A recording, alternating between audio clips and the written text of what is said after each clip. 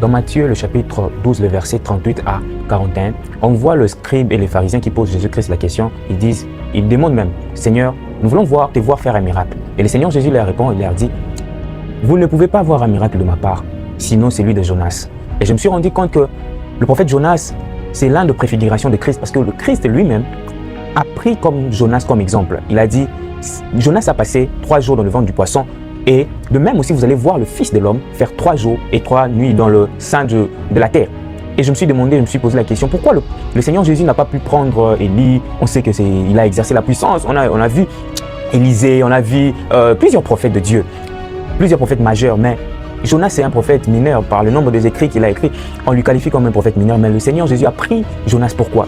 Et je me suis rendu compte que c'est l'un de préfiguration le plus merveilleux qu'on peut tirer de Jésus-Christ. Car Jonas c'était celui qui a montré ce que le Seigneur devait faire en son temps. Et nous voyons clairement Jonas entendre Dieu lui dire va à Ninive pour prêcher, et Jonas a résisté à la volonté de Dieu et a voulu fuir.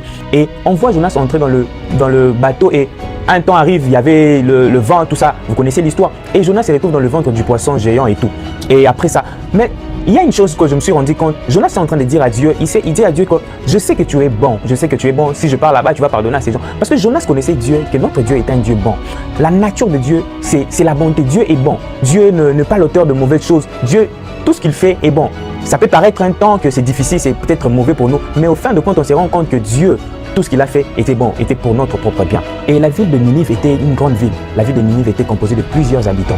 Et lorsque Jonas est en train de dire qu'il s'attendait que Dieu puisse frapper, parce qu'il savait que Ninive faisait de mauvaises choses, comme Dieu est juste, il doit punir ces gens. Mais ce n'était pas au fait ça la volonté de Dieu, parce que Dieu voulait que le peuple là soit sauvé. Et Dieu l'a fait passer par le ventre du poisson pour faire juste que, après avoir sorti, qu'il puisse annoncer l'évangile. Et lorsque Jonas a fait 3 jours dans le ventre du poisson, il est sorti, il a annoncé la parole de Dieu, et tous ces âmes-là ont été gagnées, ont été sauvées. De même comme notre Seigneur Jésus-Christ, lui également est passé par la mort.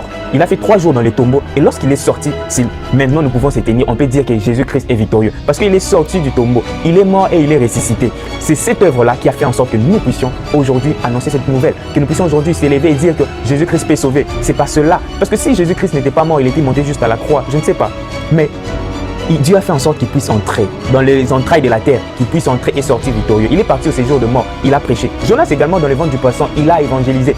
Il a même prié à Dieu, il a dit à Dieu, j'aimerais voir ton temple. Il a prié à Dieu. De même, le Seigneur Jésus, au sein de la terre, il a évangélisé. Il est parti libérer les captifs, il est parti délivrer ceux qui étaient enchaînés par le lien de la mort et tout ça. Nous connaissons toutes ces choses-là. Et de même, le Seigneur Jésus, ce qui m'a plus motivé dans ces passages, c'est juste que le Seigneur Jésus montre qu'après avoir passé par le temps difficile de la mort, le 3 jours dans le tombeau, a permis à ce que Jonas puisse gagner plusieurs personnes. De même, le Seigneur Jésus, quand il a passé tous les 3 jours dans la tombe, il est sorti et nous pouvons évangéliser, nous pouvons gagner les âmes par lui.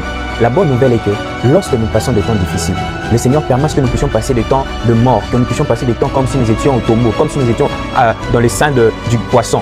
Et lorsque nous sortons, le Seigneur fait en sorte que la gloire puisse se manifester. Le Seigneur fait en sorte de nous faire passer des temps difficiles. Ce sont des temps où nous sommes travaillés par Dieu, que nous sommes entre les mains du potier, de l'artisan qui est Dieu, et que le Dieu est en train de nous façonner pour nous faire sortir, pour nous faire exposer, nous faire qu'il puisse manifester sa gloire au milieu du monde. J'aimerais te dire, c'est juste des temps difficiles, ça va passer, et lorsque le Seigneur va te visiter, tu seras en train d'être étonné, parce que la gloire va te suivre. Dieu va faire en sorte qu'il puisse manifester sa gloire dans ta vie. Le Seigneur Jésus a fait en sorte que aujourd'hui nous puissions passer devant vous pour que vous puissiez entendre la bonne nouvelle. De même, le Seigneur vous appelle également à quitter cette vie, à passer par la mort, oui, pour que plusieurs soient bénis, pour que plusieurs soient sauvés. Le Seigneur Jésus-Christ vous aime et vous aime abondamment. Il veut que vous puissiez vivre la bénédiction. Que le Seigneur Jésus vous visite, que le Seigneur Jésus bénisse vos affaires dans tout ce que vous êtes en train de faire.